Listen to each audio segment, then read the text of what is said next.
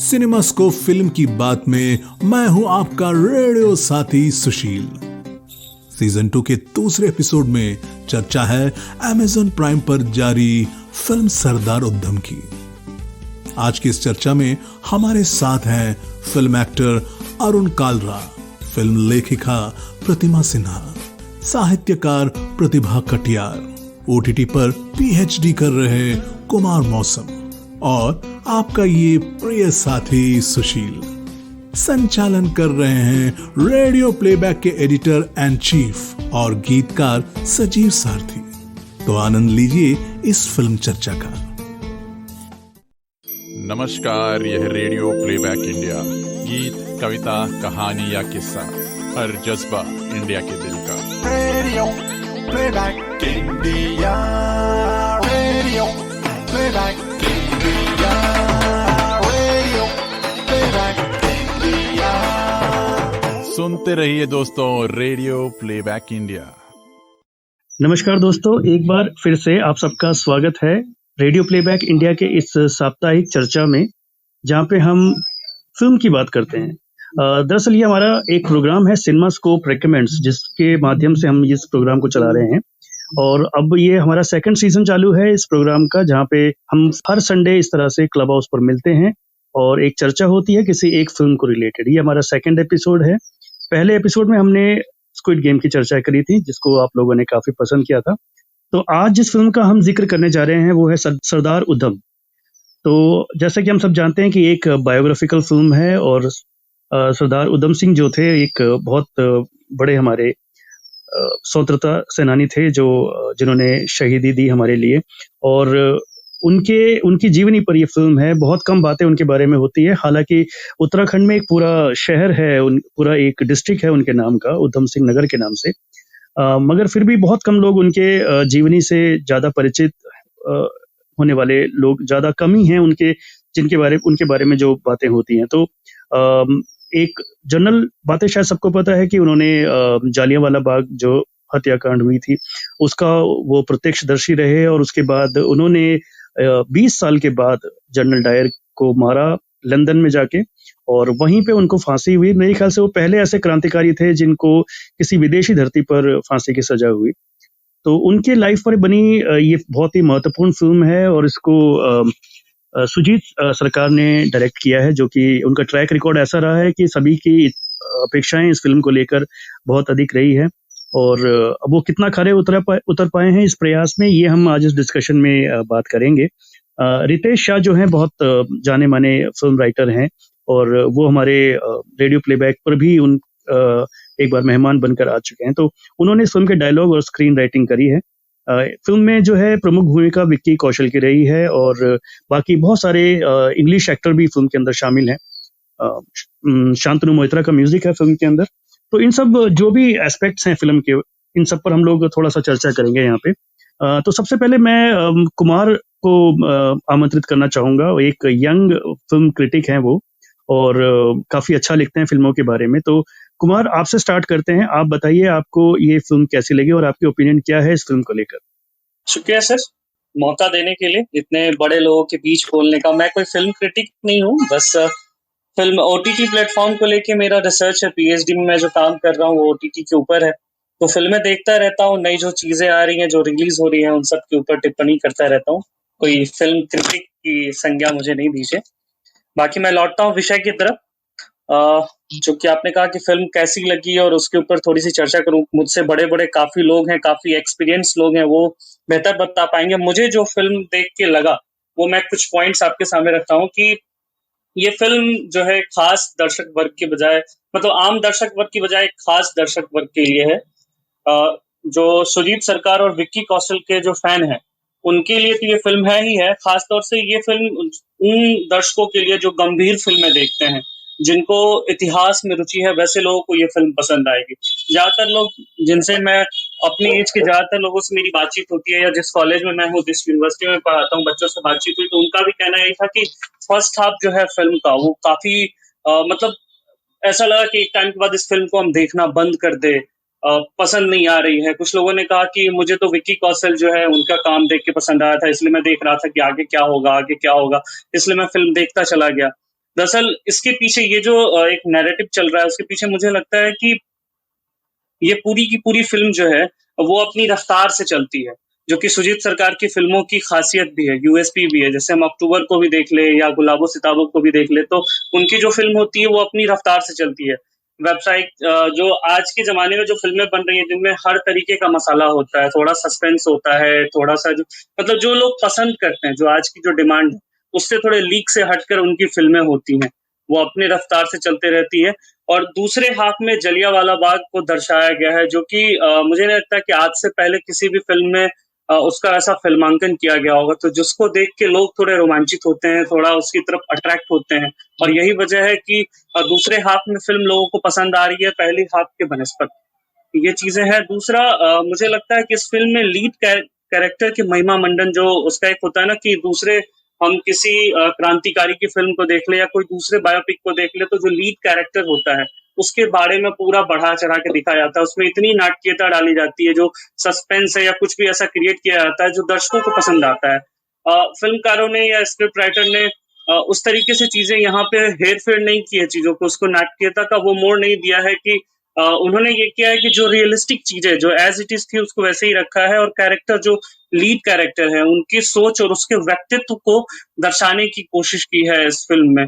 और यही वजह है कि जो मैंने अपनी लाइन कही थी कि इस फ़िल्म को गंभीर फ़िल्में जो लोग देखते हैं, जो दर्शक हैं, जो जिन्हें गंभीर फ़िल्में पसंद है, जिन्हें इतिहास में रुचि है, वो इसको पसंद कर रहे हैं। बाकी आम दर्शक जो हैं उनको ये फ़िल्म पसंद नहीं आ रही है। ये फ़िल्म मुझे लगता है कि जो व्यावसायिकता का जो एक एक ढाँचा है, जो आज बन गया है कि हाँ, थोड़ा-सा कुछ अगर क्रांतिकारियों के ऊपर फ़िल्म बन रही है, कुछ बायोपिक फ़िल्म बन रही है, तो कोई इमोशनल गाना होगा, कोई स्लो सॉन्ग होगा, जो कि 1-2 हर फ़िल्म में होते हैं कुछ नंबर्स जो कुछ गाने जो लोगों को पसंद आते हैं, वैसे कुछ गाने हों। तो ऐसा कुछ गाना नहीं था, कुछ ऐसे डायलॉग्स हों, जिनको कि कहीं पे मतलब होता है कि इंस्टाग्राम पे बहुत सारे वो डायलॉग चल रहे हैं, यूट्यूब पे वो बहुत ट्रेंड कर रहा है वो डायलॉग। ऐसे कोई डायलॉग्स नहीं है इस फ़िल्म में, तो जो व्यावसायिकता का एक एक खाँचा हमने बना लिया है, उसके पैमाने पर पूरी तरह से नहीं उतरती है। बावजूद उसके ये फ़िल्म दूसरी जितनी भी बायोपिक अब तक बनी है, उनसे मुझे काफ़ी अलग लगी क्योंकि ये एक अलग तरीके से जो है वो जो पर्सन है, जो सरदार उधम है, उनको दिखाने की कोशिश करते हैं। उसमें नाटकीयता का कोई ज़्यादा पुट नहीं डाला गया है। ये कुछ पॉइंट्स थे जो मुझे लगा शुक्रिया बिल्कुल। ये आप जो है काफ़ी एक यंग हैं और एक यंगस्टर्स की व्यूज़ पॉइंट मुझे लगता है कि जानने ज़रूरी थे, तो सबसे पहले इसलिए मैंने आपको इनवाइट किया और बहुत अच्छी आपने बात कही।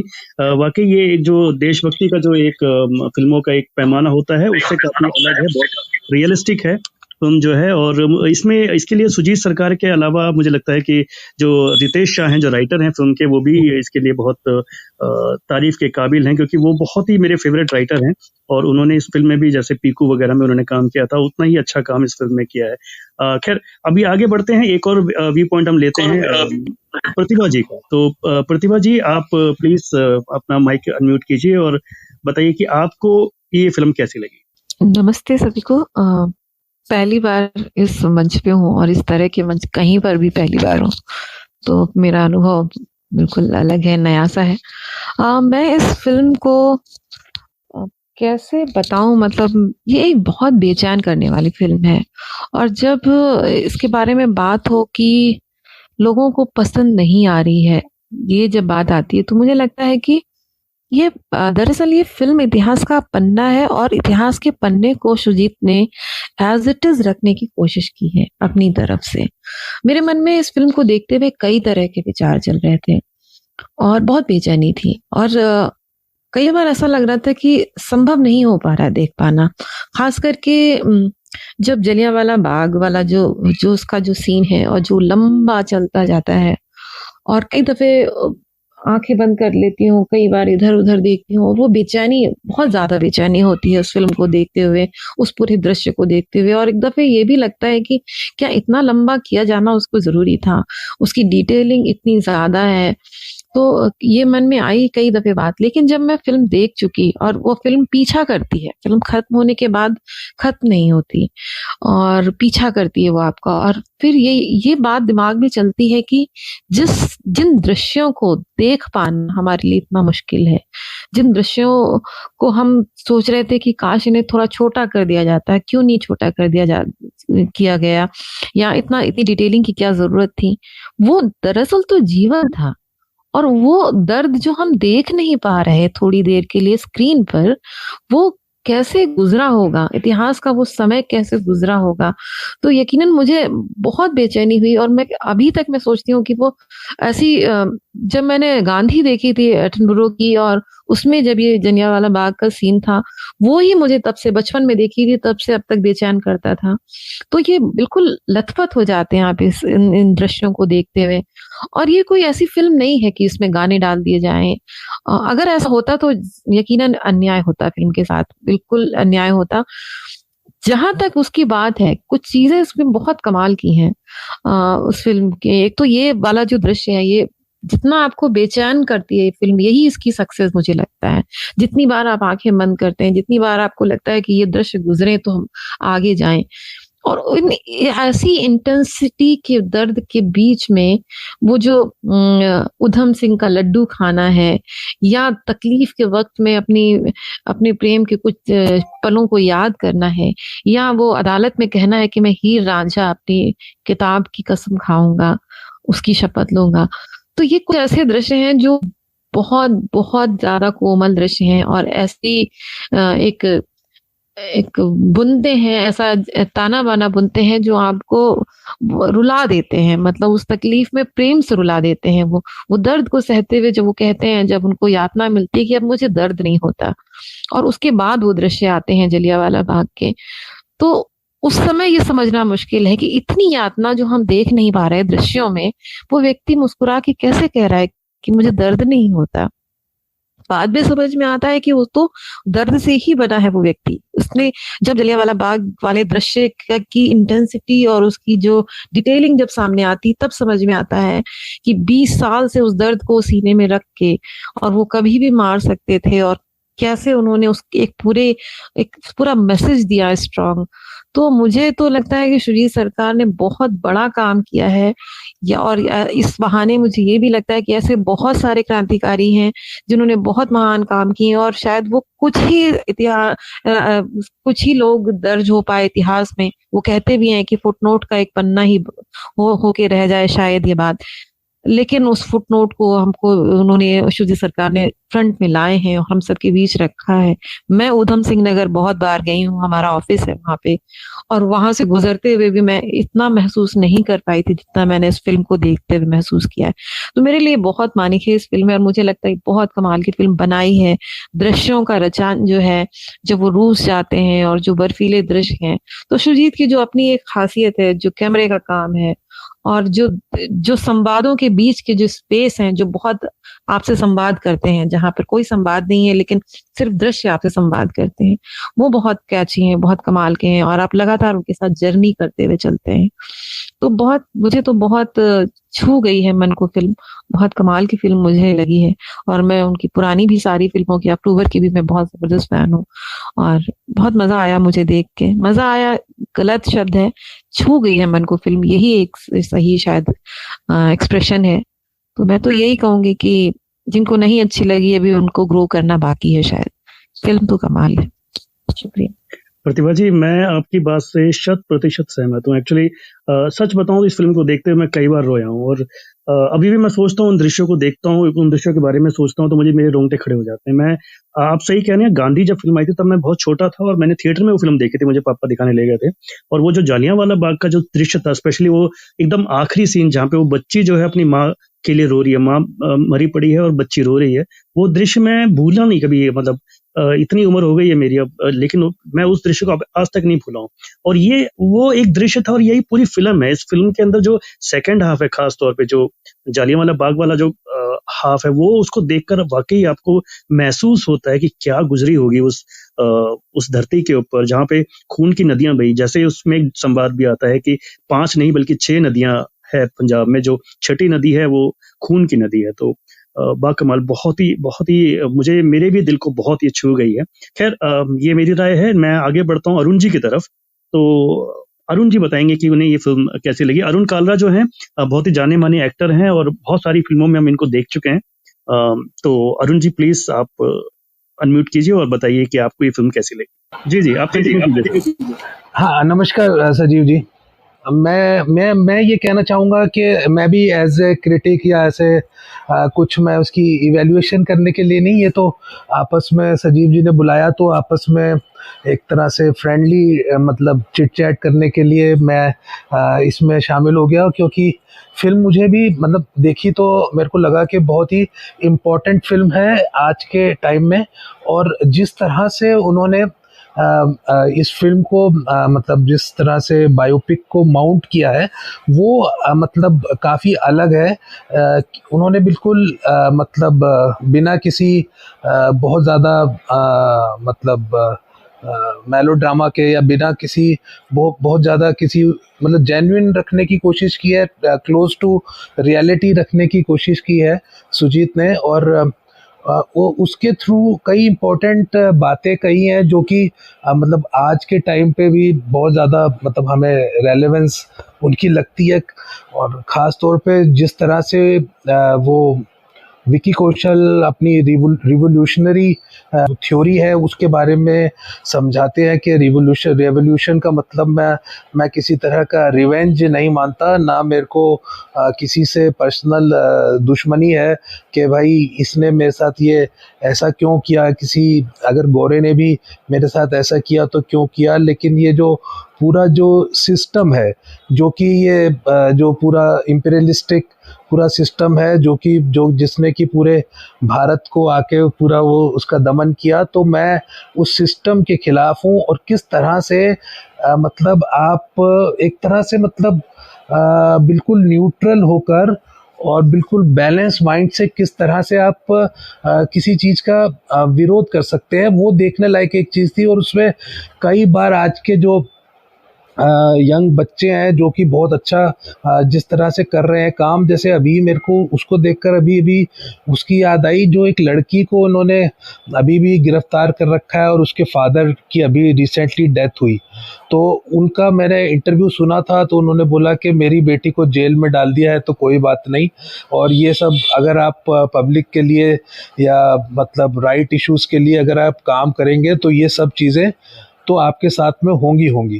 तो वो एक जो मतलब अगर ऐसे लोग यहाँ ना हो तो फिर मतलब जिसे कहते हैं कि मतलब जो ये डेमोक्रेसी है और जो हमारी जो इस तरह की जो भी थोड़ी बहुत भी बची है हमारे अंदर मतलब दूसरों को देख के रीढ़ जो बची है वो शायद वो भी ख़त्म हो जाए।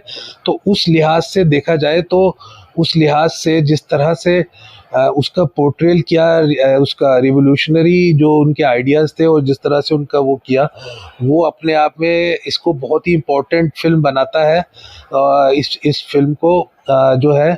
और बाकी इसकी मेकिंग मेरे को बहुत अच्छी लगी। अच्छे बुरे के दायरे में इस फिल्म को रखना बेकार है, लेकिन फिर भी ये मैं जो चीज़ अच्छी लगी वो बता दूंगा और जो नहीं लगी वो भी बता दूंगा। तो उसके अंदर मेरे को यही लगा कि मेकिंग जो है भारतीय फिल्म के हिसाब से देखे जाए तो वो काफ़ी मेरे को लगा कि जैसे हम एकदम से मतलब बहुत आगे इसके अंदर पहुंच चुके हैं और जो है मतलब इंटरनेशनल क्लास की बिल्कुल मेकिंग लगी। और जो मतलब पहले फ्रेम से लेकर आखिरी फ्रेम तक मुझे ये विक्की कौशल की फिल्म लगी कि विक्की कौशल जो थे मतलब उनका जो मतलब जिस तरह का उन्होंने अभिनय किया वो बिल्कुल एकदम आज का जो मतलब कंटेम्प्रेरी जो एक्टिंग चल रही है, जो आप इंटरनेशनल स्टेज पे भी एक्टिंग देखते हैं, और मेरे को लगा कि बहुत अच्छा पोर्ट्रेल किया और उसके अंदर बिल्कुल वैसे ग्लिम्स नज़र आ रहे थे जो एक आप आज भी देखेंगे तो पंजाब के जो युवा है आप देखिए जो कई आपको दिखते होंगे जैसे किसान आंदोलन में भी भाग ले रहे हैं और अलग अलग जगह पे। तो काफ़ी चीज़ें उनकी जो है मतलब उनका जब वो अपने बाल काट लेते हैं उनका जो कट शर्ट वाला जो एक जो लुक आता है और उसकी क्या फीलिंग आती है, बीच बीच में पंजाबी बोलते हैं हिंदी बोलते हैं, जब भावनाएं एकदम से फूट पड़ती हैं तो वो बड़ा बहुत ही अच्छा मतलब विकी कौशल ने उस चीज़ को पकड़ा। और मेरे को तो उस वक़्त लग रहा था कि सच में कि ये जैसे ऑस्कर विनिंग परफॉर्मेंस है। और मैंने अपने फेसबुक में अपने एक छोटे से रिव्यू में ये लिखी भी बात, और कुछ दिन बाद ही 4-5 दिन बाद ही ये न्यूज़ आई कि उनको ऑस्कर नॉमिनेशन के लिए उसको इस परफॉर्मेंस को चुन लिया गया है। तो मुझे एकदम से लगा कि नहीं, ये बात एकदम से जस्टिफाइड है और इस चीज़ को होना चाहिए, इतनी अच्छी परफॉर्मेंस लगी। और बाकी जो कुछ एक बातें यही है कि ना, ये फ़िल्म जो मेरे को लगा कि मासिस के लिए नहीं बनाई गई है, ये सिर्फ कुछ एक पर्टिकुलर क्लास के लिए बनाई गई है। और इसके ज़्यादा लोग इसको कैसे देख पाएंगे, क्योंकि जो मेरे घर वाले थे वो पूरी फिल्म नहीं देख पाए, और मैंने भी इस फिल्म को 3 सीटिंग में देखा। लेकिन मेरे को ये फ़िल्म देखनी बहुत ज़रूरी थी। और कई फ़िल्में ऐसी होती हैं जो आप कई बार बीच-बीच में देख के थोड़ा-सा उसके अंदर कुछ मतलब आपको मतलब बोरियत आती है, और थोड़ा-सा आपको कई बार मतलब किसी तनाव की वजह से भी वो फ़िल्म नहीं देख पाते हैं। तो मैं ये इसको कुछ वो नहीं मानता। मैं मतलब ये नया एक दौर है ओटीटी का, जिसके अंदर मेरे पास ऑप्शन है कि मैं उस फ़िल्म को दोबारा देख सकूं। तो मैं उस फ़िल्म को मैंने 3 बार मतलब 3 सेशंस में बैठ के मतलब देखा। तो और मैंने ये बात उसमें भी लिखी रिव्यू में कि इस फ़िल्म का जो आकलन है वो तब तक नहीं किया जाना चाहिए जब तक ये आप पूरी ना देख लो। क्योंकि ये कई फ़िल्में ऐसी होती हैं जो अपनी बात जो है ना वो कंप्लीटनेस में कहती हैं। जब तक आप पूरी फ़िल्म देख ना लो तब तक आपके समझ में नहीं आता कि डायरेक्टर क्या बात कहना चाहता था। क्योंकि बहुत सारी बातें ऐसी होती हैं जो कि बहुत सारी फीलिंग्स ऐसी होती हैं जो फ़िल्म के कंप्लीट होने के बाद में आपके अंदर समा जाती हैं। तो ये चीज़ लगी कि उस लिहाज से ये मेरे को लगा कि फ़िल्म को मैं देखूंगा ज़रूर। और पूरी फ़िल्म मेरे को थोड़ा सा टाइम लगा देखने में, लेकिन अपने आप में ये जो फ़िल्म है इसने कई बातें जो है वो मेरे दिमाग में जहन में छोड़ी। और अच्छा, इसमें ये बात लगी कि इसके अंदर ना ये मेरे को लगता रहा है कि मतलब ये लग रहा है कि जैसे मैंने अक्टूबर में छोटा सा एक काम भी किया था, रोल भी किया था। तो मेरे को अक्टूबर लोगों ने बोला कि वो थोड़ी स्लो मूवी थी। तो अब उसके अंदर मैंने खुद काम किया था छोटा सा, तो मैं तो पर्सनली बायस था, तो मैं तो कुछ उस वक़्त उस फ़िल्म के खिलाफ सुनना नहीं चाहता था, मैं कुछ सुना नहीं। तो लेकिन फिर गुलाबो सिताबो आई, तो गुलाबो सिताबो में थोड़ा-सा मुझे लगा कि नहीं, थोड़ी-सी लंबी फ़िल्म बना दी है और उसके अंदर कई जगह पे सेल्फ ऑब्सेशन के चक्कर में कई सीन्स को लंबा-लंबा खींच दिया है।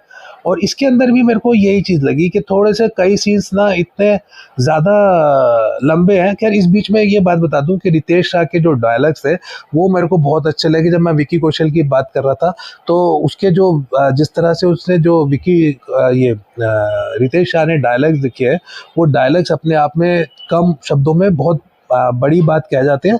और वो जो जिस तरह से उन्होंने लैंग्वेज का भी यूज़ किया वो भी एकदम परफेक्ट है। तो खैर, वो सीन्स की बात कर रहा था, सेल्फ ऑब्सेशन की थोड़ी सी कई बार मेरे को लगा कि ट्रिप में घुस जाते हैं। और अच्छा, मेरे को एक बार याद है कि बहुत पहले की बात है, तब मेरे को सुजीत सरकार मिले थे जब उन्होंने यहाँ पिक्चर बनाई थी, उनकी पहली फिल्म। तो उसने मेरे को बोला था कि जब मैं ये फिल्म बना रहा था तो मेरे को ऐसा लग रहा था कि जैसे मैंने इस फिल्म को ऐसे शूट कर दिया जैसे मैं अपनी एड्स शूट करता हूँ। तो मैंने सीन्स जो थे वो जल्दी शूट कर दिए, मतलब सीन्स की जो ड्यूरेशन थी कम रखी। और जब मैंने वो फिल्म के देखे पूरा उसको देखा बाद में, तो मेरे को लग रहा था कि नहीं, इससे क्या हो रहा है कि मतलब ऑडियंस जो है ना वो सीन जम नहीं पा रहा, और ऑडियंस के जो रिक्वायर्ड इमोशंस हैं हम उसको वो नहीं कर पा रहे। और उसके बाद में फिर मेरे को समझ में आ गई कि इसकी ग्रामर जो है वो सिनेमा की ग्रामर और एड फिल्म की ग्रामर थोड़ी अलग है। तो खैर, मैं ये नहीं कह रहा कि मतलब मेरी बात सही है, लेकिन वो हो सकता है कि मतलब मैं तो एज एन आउटसाइडर ही जो चीज़ देख रहा हूँ उसको फील कर रहा हूँ। तो मेरे को इसमें थोड़ी सी बस यही बात लगी कि ये फिल्म जो है इसकी लेंथ जो है वो थोड़ी कम होती तो शायद ये और ज़्यादा ग्रिपिंग होती। और एक बात ये भी लग रही थी कि इसके अंदर बाकी के जो रिवोल्यूशनरीज हैं उस टाइम के उनको भी छोड़ दिया गया। क्योंकि ये भी बात है उतनी सच है कि या तो इसको वो मतलब एक बायोपिक एक आदमी की बना देते उधम सिंह की, या फिर इसको वो जो उस वक़्त का फ्रीडम स्ट्रगल है उसके साथ में जोड़ के दिखाते।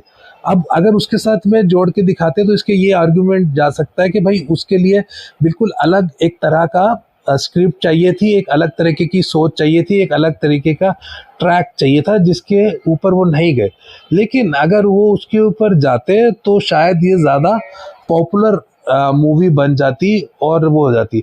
और बाकी एक ट्रिविया ये भी है कि ये जो फिल्म है ये शायद सुजीत सरकार के दिमाग में लगभग 20 साल पहले से चल रही थी, जब राज बब्बर ने अपनी फिल्म उधम सिंह बनाई थी।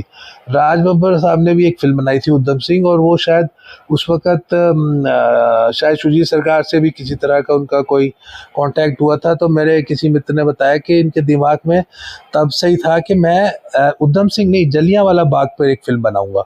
और उन्होंने उस वक़्त कोशिश भी की थी, और उन्होंने कुछ एक-आध अपने मित्रों को जो उनके साथ काम करते थे उनको कुछ टाइम के लिए रेकी करने के लिए और ये क्या नाम है, थोड़ा-सा रिसर्च करने के लिए कुछ दिनों के लिए ये अमृतसर में जलियांवाला बाग के आसपास जो है वहाँ ठहरने को बोला और वहाँ जाके उसकी रिसर्च करने को भी बोला था। खैर वो हर स्टोरी की एक टाइम होता है कहने का, तो तब तक ये स्टोरी और पकती गई और शायद दोनों स्टोरीज आपस में उधम सिंह और जलियांवाला बाग कहीं उनके दिमाग में पक रही होगी और फिर उसको हमने इस तरह से देखा। तो ये थी मेरी बात जो मैं कहना चाह रहा था। बाकी आगे डिस्कशन में कोई बात होगी, याद आएगी तो बता दूंगा। Thank you. Thank you Arun ji. देखिए ये जो सुजीत है, हम अगर उनकी फिल्मों को देखें तो वाकई वो चीज़ों को बहुत गहरे, बहुत सटल ढंग से बातों को कहने के आदी हैं, और ये मुझे लगता है कि एज अ डायरेक्टर हमें उनकी इस चीज़ को अप्रिशिएट करना चाहिए। तो ये डेफिनेटली बात सही है कि फिल्म सबके लिए नहीं है, not for masses, but yes कि ये फिल्म जो है अपने आप में एक इतनी अलग तरह की फिल्म है। क्योंकि देखिए देशभक्ति पर तो बहुत फिल्में बनी हैं हमारे यहाँ पे, बट ये फिल्म एक अलग तरीके से इस बात को कहती है। बहुत एक जैसे कहते हैं ना कि एक international standard of film making, जैसे कि आपने ही बोला, तो ये मुझे लगता है कि बिल्कुल उस तरह से ये बात कहती है फिल्म। तो प्रतिमा जी, आप एक बार अपने आप को अनम्यूट कीजिए। आपने दो लोगों के विचार सुन लिए हैं, और मैं जानता हूँ आपने रिसेंटली ये फिल्म देखी है और मेरे कहने पर देखी है। तो प्रतिमा जी जो है खुद एक स्क्रिप्ट राइटर हैं, मुंबई में बहुत सक्रिय रूप से काम करती हैं और बहुत सारी फिल्मों में अभी भी काम कर रही हैं। रेडियो प्लेबैक इंडिया की एक सदस्य भी है। तो प्रतिमा जी, आपके मैं परिचय ऑलरेडी दे चुका हूँ, तो आप प्लीज अपने आप को अनम्यूट कीजिए, अपने विचार रखिए इस फिल्म के ऊपर। जी, आप सभी को नमस्कार। सजीव जी बहुत बहुत धन्यवाद इस संवाद में मुझे भी जोड़ने के लिए। मेरी आवाज आ रही है आप सब तक ना? जी जी जी, बिल्कुल आ रही है। जी जी, थैंक यू। मैं सरदार उधम फिल्म पर बात करने के लिए आज आप सबके बीच में हूँ, तो मुझे महसूस हो रहा है कि इस फिल्म को देखने से पहले और देखने के बाद आपके दिमाग में क्या-क्या चीजें चल रही होती है।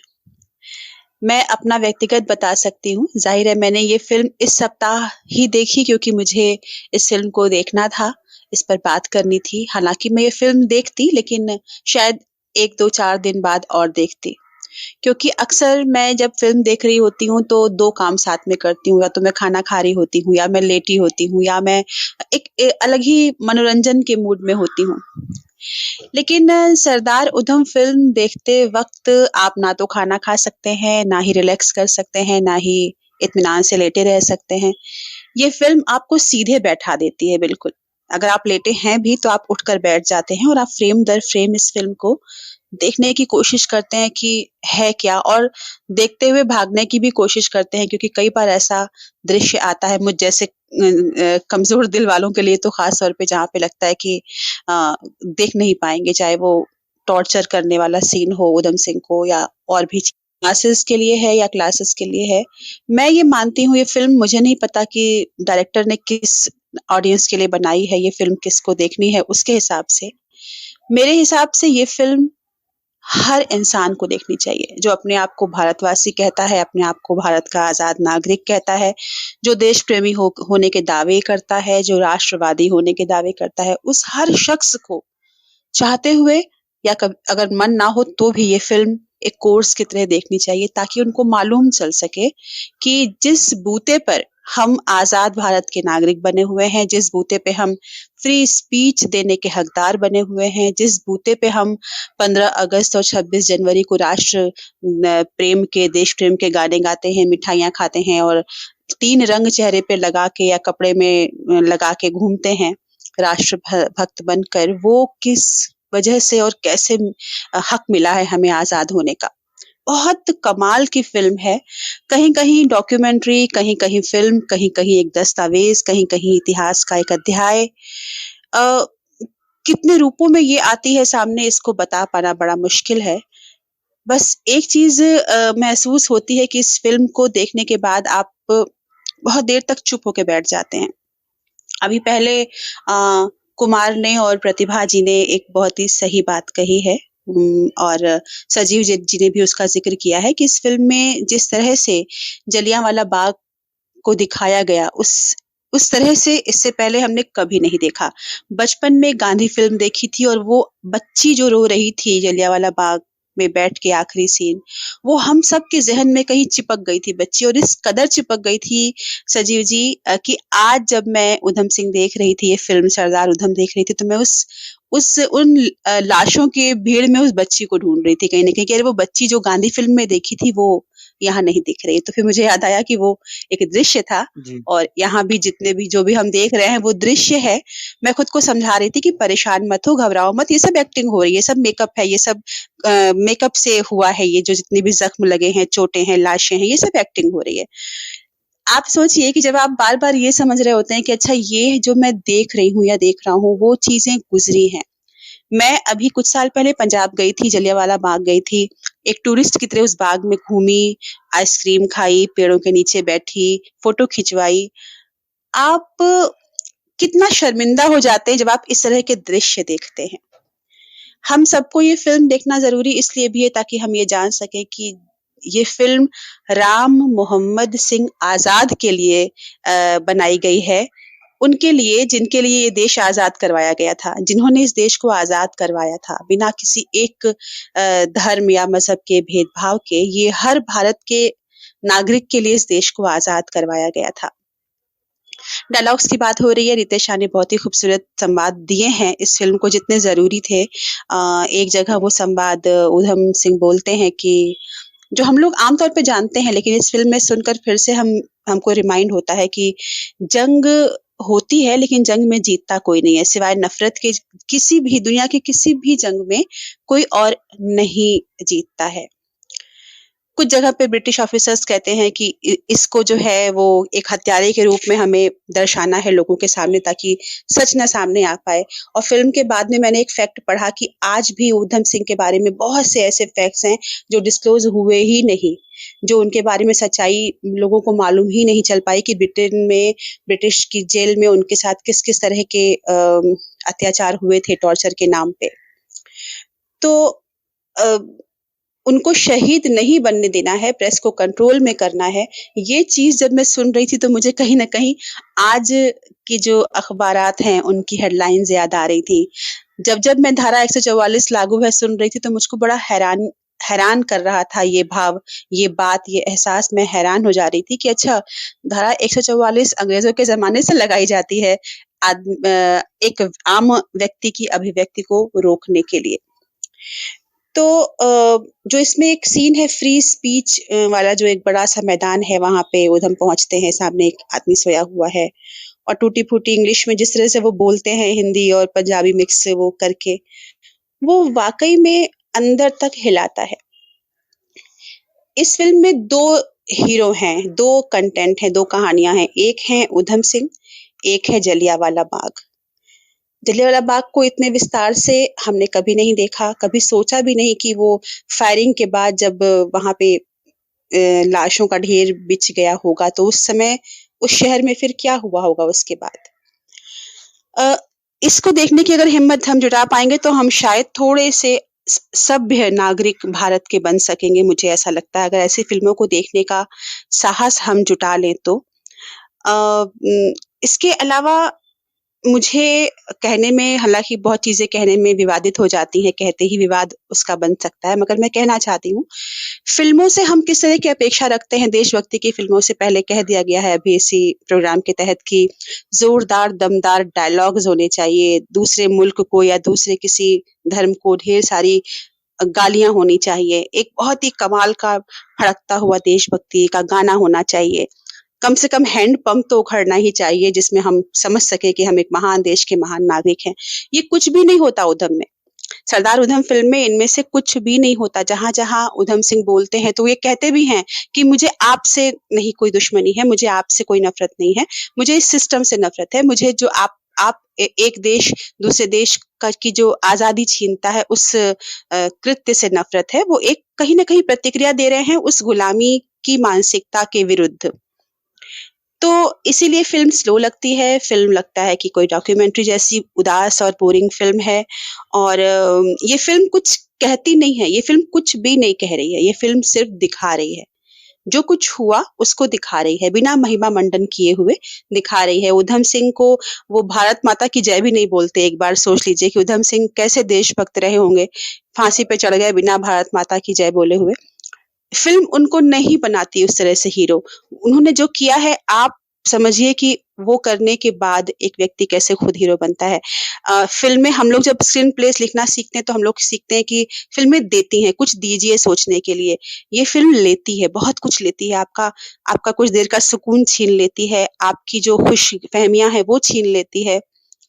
कुल मिलाकर ये फ़िल्म आपको अंदर तक हिलाती है, बाकी टेक्निकल और जो क्रू है इसके बारे में जानकारी सजीव जी ने दे ही दी है। टेक्निकल चीज़ों में सुजीत सरकार को कोई टच नहीं कर सकता, वो अपनी विधा के बहुत सिद्धहस्त व्यक्ति हैं। हम दर्शक के तौर पर ही एक फ़िल्म देखते हैं और समझते हैं और मैं हमेशा से मानती रही हूँ कि फ़िल्म लार्जर दैन लाइफ़ होती है। फ़िल्म से सिर्फ़ आप हँसना और रोना नहीं सीखते, फ़िल्म से आप बहुत कुछ सीखते हैं। तो अगर ऑस्कर तक ये मुझे अभी मालूम चला कि ऑस्कर में भी इसका नॉमिनेशन किसी तरह से हुआ या वहाँ तक पहुँच रही है, जितना मैं समझ पाई हूँ इसको सुन के अरुण जी की बात से। तो अगर ऐसा हुआ है तो ये फ़िल्म डिज़र्व करती है इस बात को, इस सम्मान को। और हमारी फ़िल्म जगत के आर्काइव में ऐसी फ़िल्मों का होना और ऐसी फ़िल्मों की संख्या का बढ़ना बहुत ज़रूरी है, जिसे हम बार-बार देखें और ये समझ सकें कि हम जिस बात पर चिल्ला रहे हैं और जिस वजह से हम आज़ाद होके जी रहे हैं, उसके पीछे की वास्तविक सच्चाई क्या है। और इससे ज़्यादा मैं बोलूँगी तो बाकी लोगों का समय वो लेने वाली बात हो जाएगी, लेकिन सिर्फ़ इतना ही कहूँगी कि सरदार उधम हर व्यक्ति को देखना चाहिए। अगर बोर हो रहे हैं तो भी देखिए, कभी-कभी हम बहुत महत्वपूर्ण विषय बोर होकर ही पढ़ रहे होते हैं, उसका जो फ़ायदा होता है वो हमको बाद में होता है। बहुत-बहुत धन्यवाद। प्रतिमा जी, मुझे लगता है कि आपने एकदम बिल्कुल वो बात कह दी है जो वाक़ई इस फ़िल्म के लिए कही जानी चाहिए। बहुत-बहुत धन्यवाद आपका, इतने अच्छे शब्दों में आपने इस फ़िल्म को डिफ़ाइन किया है। सुशील, अगर आप हैं लाइन पे तो आप प्लीज़ अगर अपने विचार रखना चाहें तो। मुझे सारांश या संक्षिप्त में बताना पड़ेगा क्योंकि यहाँ इतना अच्छा इंसाइट दिया गया इस फिल्म के बारे में। मुझे एक और बार देखना पड़ेगा ये film just to see with that idea जो प्रतिमा जी कहें, अरुण जी कहें, कुमार मौसम जी कहें या प्रतिभा जी कहें। लेकिन मैं 3 पॉइंट बताना चाहता हूँ। तो एक तो मैंने बिट्स एंड पार्ट्स में ये देखा क्योंकि मुझे भी थोड़े जगह I lost concentration, so I had to sit with concentration to watch this movie. तो एक चीज़ मुझे ऐसा लगा कि ऐसे फिल्म बहुत कम देखे हैं जहाँ मुझे लगा कि I am watching A Hollywood film. जो एरा 1990 एंड 1940 का एरा जो क्रिएट किया है उसमें लाइटिंग जो हो, हर स्मॉल चीज़ इतना अच्छा किया है कि you feel that standard, high standard movie जो usually you see in Hollywood movies, ऐसे जो पुराने एरा के क्रिएट करते हैं तो परफेक्शन में। तो वो एक बात है। दूसरा जलियांवाला बाग, तो ये मेरा भी फीलिंग था and others also feeling, friends भी बोल रहे थे कि थोड़ा ज़्यादा स्ट्रेच हो गया। लेकिन यही स्ट्रेच में I was not a big fan of Vicky Kaushal acting wise, but इस फिल्म में उनको इतना अच्छा मौका मिला जिसमें उन्होंने थोड़े एक्सप्रेशन से, I specifically know an expression only a good actor can gate.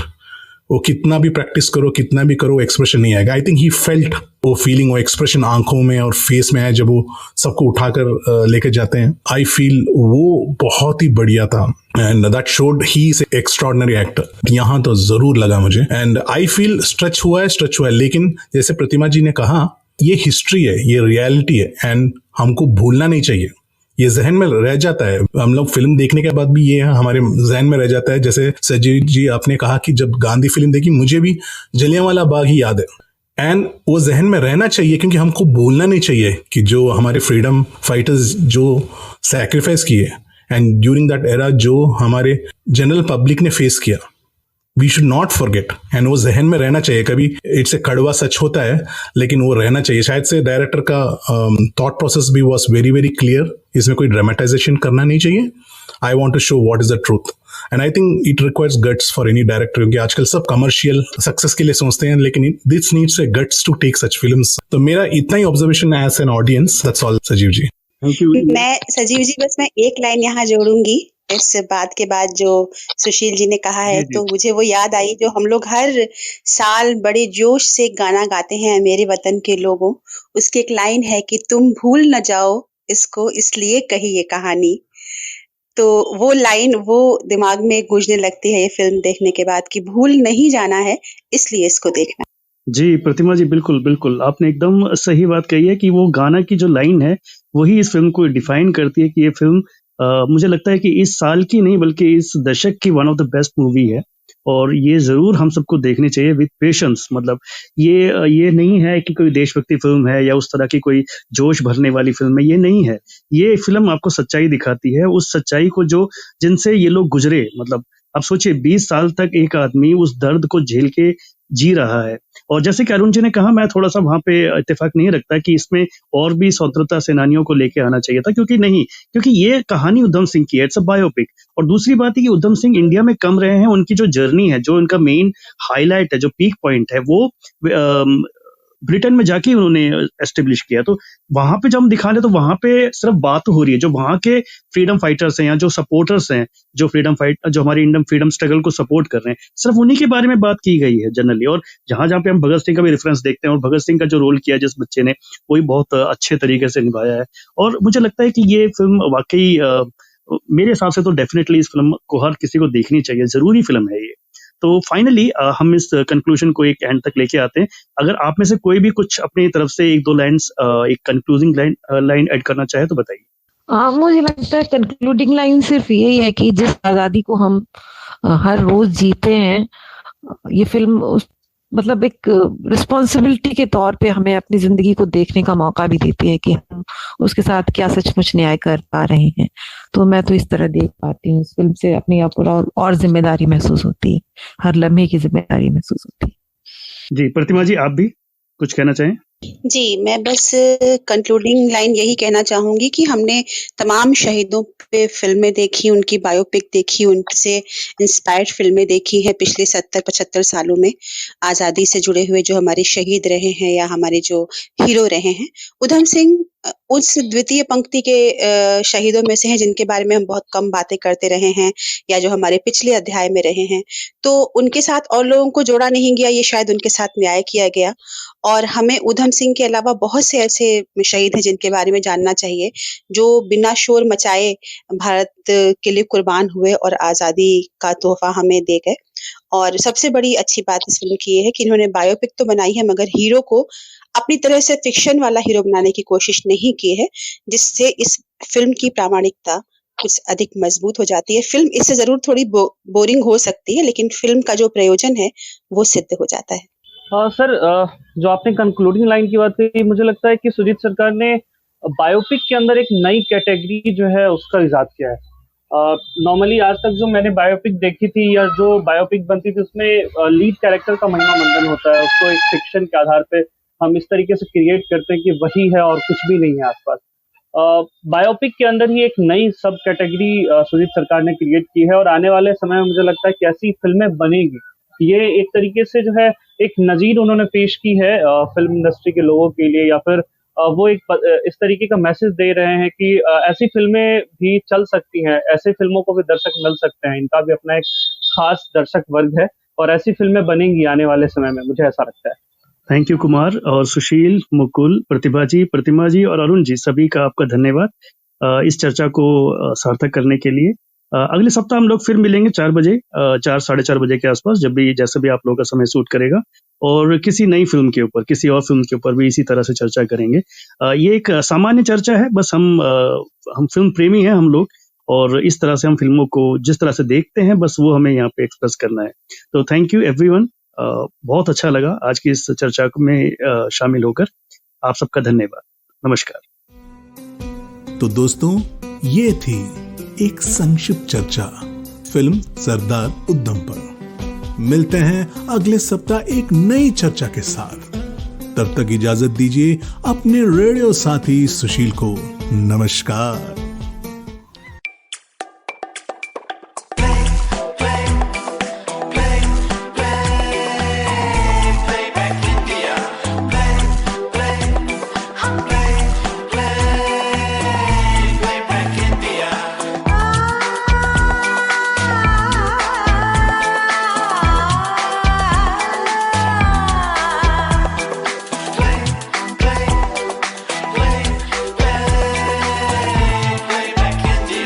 Radio Playback India.